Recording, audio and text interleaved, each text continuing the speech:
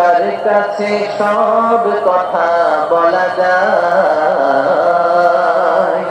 হওয়া যায় বেশি আশ্বস্ত। তার নাম আহমদ, বড় বিশ্বস্ত। সে কোন বন্ধু বলো বেশি বিশ্বস্ত?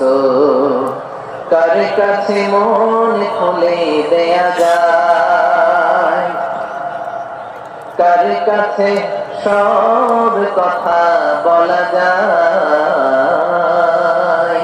হওয়া যায় বেশি আশ্বস্ত। তার নাম আহমদ, বেশি বিশ্বস্ত।